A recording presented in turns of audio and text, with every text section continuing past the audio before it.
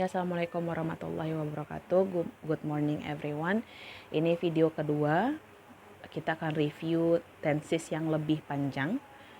Video kedua ini merupakan kelanjutan dari video sebelumnya, yaitu review simple present tense, dan di dalamnya sudah ada 10 regulasi untuk kalimat dasar.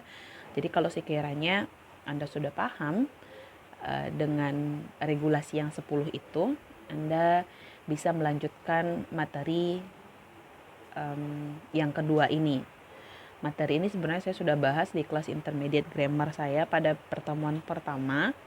Saya berikan ini dulu karena ini adalah key concepts atau dasar yang bisa Anda pakai untuk memahami pola-pola kalimat tenses yang lebih panjang. Jadi tidak hanya sekedar simple present tense atau simple past tense atau future. Itu kan sederhana sekali. Tapi ini tenses yang menggabungkan beberapa keywords. Nah, kesulitannya seringkali bagi mahasiswa, misal itu dari perpindahan dari present perfect nanti ke future perfect, atau misalnya dikombinasikan dengan present continuous, perfect continuous, dan itu sudah mulai berantakan dalam artian bentuk auxiliary atau bentuk kata kerja itu tidak lagi sesuai dengan yang ditetapkan. Oleh karena itu yang akan saya sampaikan hari ini rasanya berguna bagi Anda jika Anda punya kesulitan menghafal semua tenses secara tersendiri. Oke, jadi daripada menghafal semuanya secara tersendiri, lebih bagus kita pahami konsepnya. Jadi kita bisa tulis sendiri. Jadi tidak menghafal tapi menulis sendiri. Nah, yang pertama saya berikan ada tabel. Ini saya kasih namanya sebenarnya to be, harusnya di sini auxiliary. Jadi tabel ini adalah macam-macam auxiliary, macam-macam kata bantu disertai dengan perubahannya. Ada 4, Anda lihat di sini ada to be, to do, to have, and shall will. Ini hanya masalah penamaan saja. Ini hanya tentang penamaan saja, dan menurut saya termasuk cara yang mudah bagi kita nantinya untuk mengingat. Tabel yang kedua ini bentuk angka 1, artinya perubahan pertama. Jadi nanti to be bentuk pertamanya itu be, nah gitu. Kemudian bentuk kedua atau bentuk past, to be kalau bentuk kedua itu pilihannya adalah was atau were. Kemudian ada was atau were. Kemudian bentuk ketiga atau yang biasa kita kenal dengan past participle, if I'm not mistaken, itu been. Dan kemudian bentuk presentnya is, MR. Jadi cara bacanya gitu. To do bentuk pertamanya itu do, bentuk pastnya itu did, bentuk ketiganya itu done, bentuk presentnya itu do atau does. To have bentuk pertamanya have, bentuk keduanya had, bentuk ketiganya had, bentuk presentnya have atau has. Nah, sama dengan shall will. Kenapa ini nggak ada? Karena nggak ada kasusnya. Jadi kalau untuk shall atau will cuma sampai di bagian kedua. Itu konsep yang pertama. Nah, konsep yang kedua yang harus Anda ingat, bentuk kata kerja ketika dia diletakkan setelah auxiliary atau kata bantu. Artinya apa? Bagaimana kata kerja bentuknya kalau dia terletak setelah auxiliary. Auxiliary yang mana? Auxiliary yang 4 tadi. Jadi kalau seandainya ada kata kerja di belakang orang-orang ini, seperti apa kata kerjanya? Nah, itu maksudnya. Kalau misalnya Anda meletakkan kata kerja setelah to be, kata kerja Anda harus berbentuk verb ing. Kalau Anda meletakkan kata kerja setelah to do, saya tulis di sini tidak ada karena hanya pada kasus-kasus tertentu. Untuk kalimat normal biasa, apa itu kalimat normal biasa? Untuk kalimat umumnya, jarang sekali kita meletakkan kata kerja setelah do. Jadi makanya saya kasih strip. Kemudian kalau Anda meletakkan kata kerja setelah to have, bentuk kata kerjanya itu harus dalam bentuk verb 3. Kalau Anda meletakkan kata kerja setelah shall will, bentuk kata kerjanya harus dalam bentuk pertama. Jadi kalau misalnya kita tulis urutannya dalam kalimat nantinya seperti ini nih. Auxiliary-nya dulu baru verb. Oke, auxiliary-nya dulu baru verb.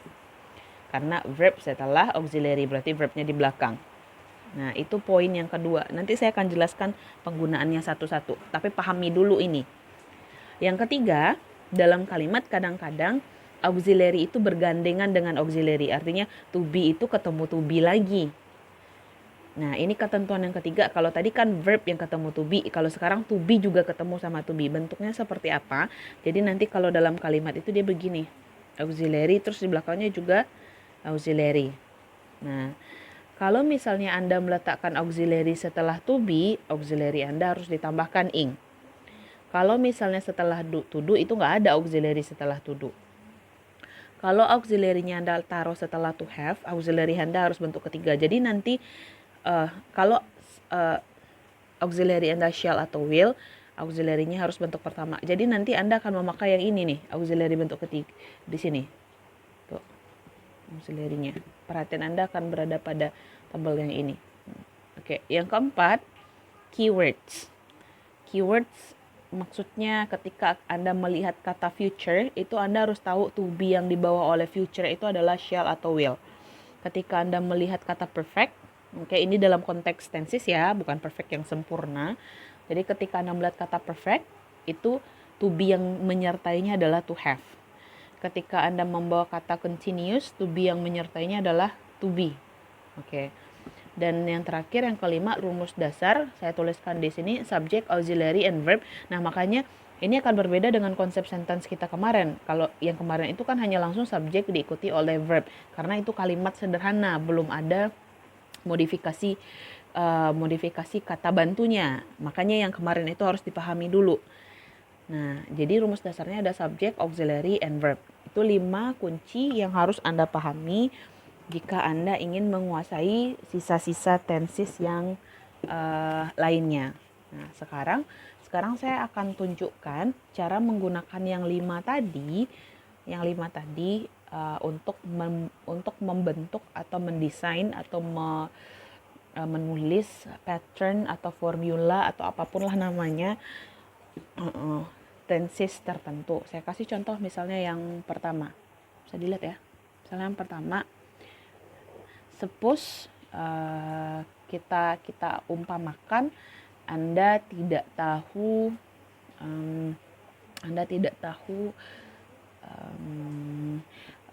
rumus atau formula untuk present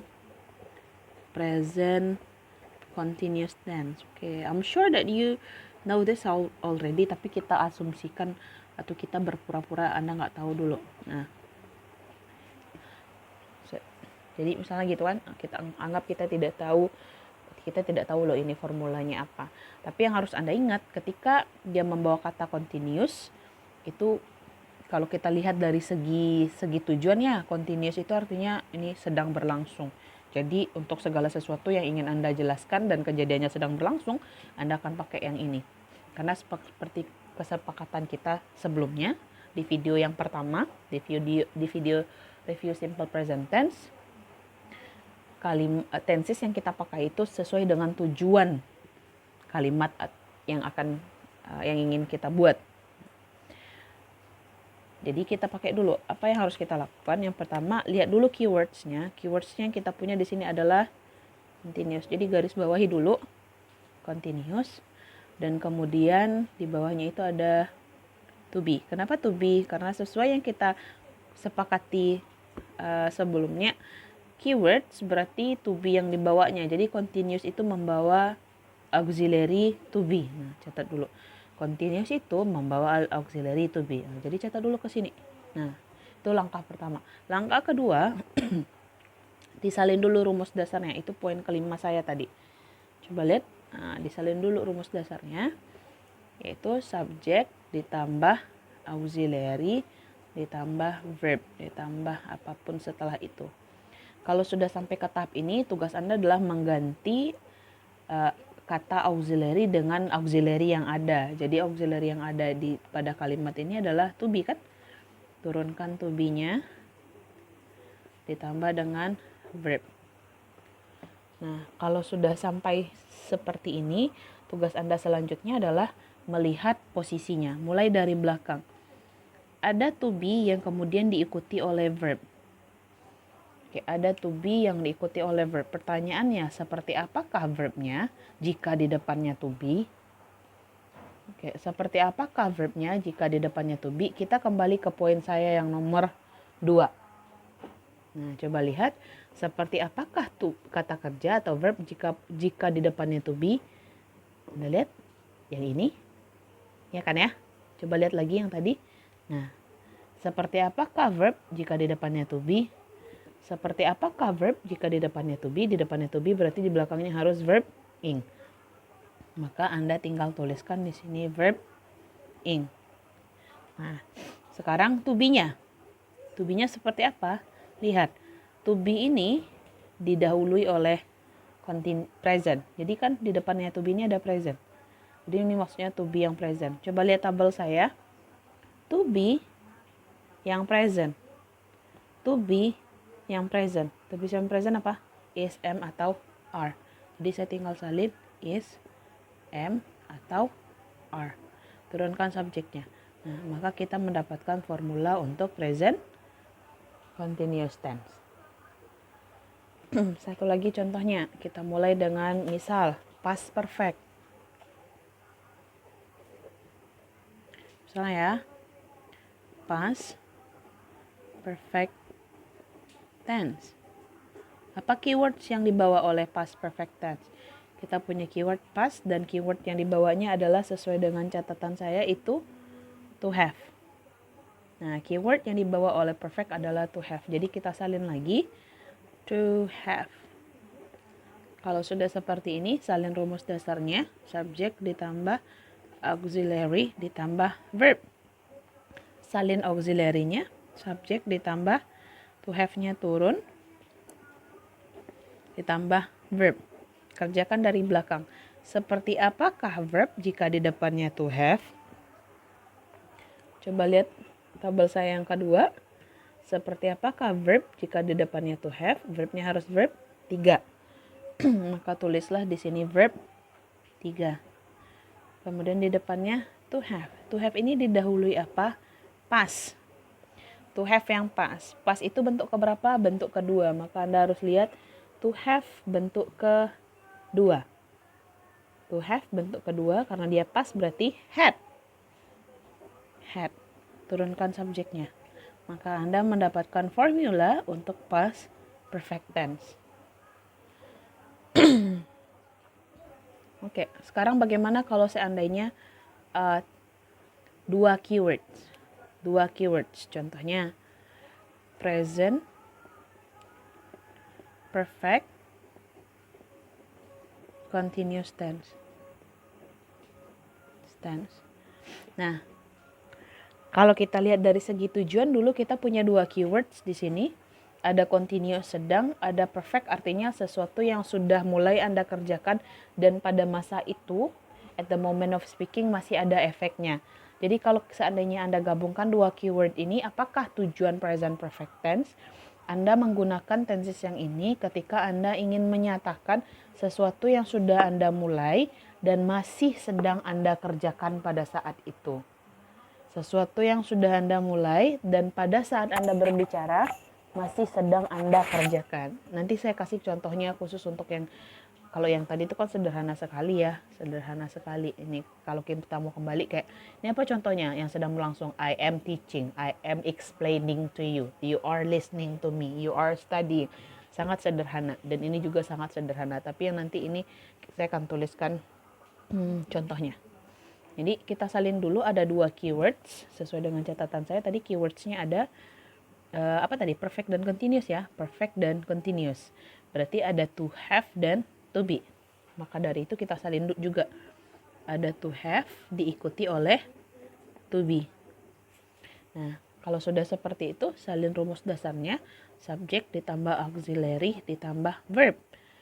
Sekarang bagaimana dengan auxiliary-nya? Kita punya dua, iya salin dua-duanya. Jadi subject ditambah tapi jangan ubah urutannya ya. Jadi to have dulu ditambah dengan to be diikuti oleh verb. Kalau sudah seperti ini lanjutkan seperti step di nomor sebelumnya. Lihat dulu dari belakang. Bagaimanakah bentuk verb kalau di depannya to be? Bagaimanakah bentuk verb kalau di depannya to be? Lihat lagi catatannya. Bagaimanakah bentuk verb jika di depannya to be? Yang mana itu kira-kira? Yang ini kan?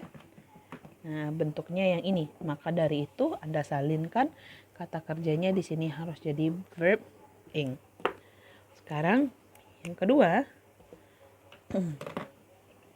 Yang kedua yang harus Anda lihat, karena yang satu sudah selesai, pindah. Dua ini lagi. Nah, ini yang saya maksudkan dengan auxiliary ketemu auxiliary. Jadi dia saling bergandeng. Tetap harus dilihat di belakang. Bagaimanakah bentuk to be kalau di depannya to have? Bagaimanakah bentuk to be kalau di depannya to have? Jadi to have-nya di depan. Coba lihat. Bagaimanakah bentuk to be kalau di depannya to have? Berarti yang depannya to have ya. Nah, Anda lihat. To be itu harus dalam bentuk ketiga. To be harus dalam bentuk ketiga. Maka dari itu di sini kalau masih Anda ragu, boleh Anda tulis to be bentuk ketiga. Habis itu salin lagi. To have subject. Nah, karena ini kan udah selesai ya. Ini bisa turun dengan langsung ini. Verb ing. To be bentuk ketiga apa? Lihat lagi tabelnya. To be bentuk ketiga. Apa di sini? Been. Maka Anda akan tulis di sini been. Sekarang to have. To have gimana? Adakah yang mendahuluinya? Ada. To have yang present.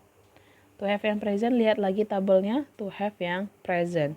Ada have atau has. Anda tuliskan lagi have atau has. Turun subjeknya. Dan kita punya formula untuk present perfect continuous. Nah, ini formula untuk present perfect continuous. Nah, seperti yang saya katakan sebelumnya, apakah gunanya present perfect continuous? Gunanya jika Anda ingin mengatakan sesuatu yang sudah Anda mulai, tapi pada saat Anda katakan itu masih sedang terjadi. Apa contohnya? Misal, sekarang sudah jam 12 ya. Nah, dari jam 11 tadi saya itu udah belajar. Jadi seperti apa kalimatnya? I have been studying for an hour. Misalnya gitu ya. Jadi saya udah belajar dan masih sedang belajar. Udah 1 jam kurang lebih lamanya, nggak mau pakai ini juga nggak apa-apa. Anda nanti tinggal lihat apa time expressions yang cocok untuk present perfect continuous. Oke. Mau diulangi lagi satu contoh lagi? Karena ini yang paling sering ragu sebenarnya. Saya kasih contoh lagi ya untuk masih dengan gandeng 2. Future. Nah, future continuous. Nanti juga ada 3 loh, future perfect continuous. Future continuous misalnya. Jadi di sini ada 2. Ada future, ada continuous. Future apa? Keywordsnya. Lihat lagi tabel yang keywordsnya. Future itu keywordsnya adalah shall atau will. Jadi disalin lagi shall atau will. Kemudian continuous itu ada to be. Kita salin to be. Salin rumus dasarnya, subject ditambah auxiliary ditambah verb. Salin semuanya, jangan ubah urutannya. Subject ditambah shall atau will ditambah to be ditambah verb. Kalau sudah begini, mulai dari belakang, seperti apakah bentuk verb kalau di depannya to be? Verb kalau di depannya to be itu verb ing. Verb ing. Seperti apakah to be kalau di depannya shall will? Seperti apakah to be kalau di depannya shall will? Coba lihat. Seperti apakah to be kalau di depannya shall will? Yang ini. Nah, shall will, to be-nya harus bentuk pertama. Berarti ini to be pertama. To be pertama ya, berarti ini to be pertama. Salin lagi. Shall atau will plus to be pertama. Nah, ini verb ing. To be pertama lihat lagi tabelnya. To be pertama kita itu be, berarti be biasa ya.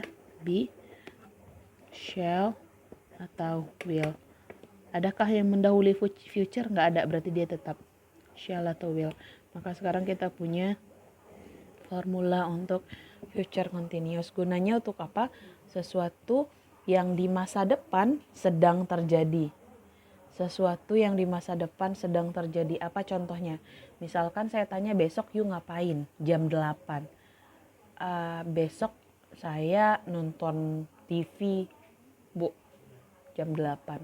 Oke, nonton TV ya besok jam 8. Udah kejadian belum? Belum. Tapi jam 8 besok tuh you sedang nonton TV. Berarti akan tapi dia kejadian. Anda bisa mengatakan I will be watching movie. TV aja, TV. Jadi dia akan tapi sedang. Nah, kurang lebih begitu. Anda bisa aplikasikan kelima konsep tadi untuk tenses yang panjang atau yang terdiri dari 2 atau 3 keywords. Jika Anda mau mengerjakan atau melatihkan satu-satu, jadi salin dulu semua tensesnya, habis itu coba untuk menurunkan rumusnya sendiri. Anda lakukan beberapa kali, insya Allah nanti otaknya sudah otomatis mengingat. Jadi tidak perlu menghafal present continuous, subject ditambah ini, nggak gitu lagi. Ketika Anda melihat, ketika Anda ingin menuliskan kalimat sesuai dengan tensesnya, itu Anda akan bisa merecall secara otomatis. Tapi syaratnya itu tadi, harus dikerjakan. Nah, konsep saya ini konsep sederhana. Ketika Anda mengerjakan latihan mungkin berbenturan dengan beberapa masalah. So, if you find problems atau if you have questions later, feel free to ask. Anda boleh hubungi saya langsung. Insya Allah nanti dicarikan jalan keluarnya. Oke, jadi untuk review tenses yang lebih komplit ini saya akhiri dulu sampai di sini. Nah, Anda saya minta memahami ini dulu, baru nanti saya bisa pindah ke kalimat pasif.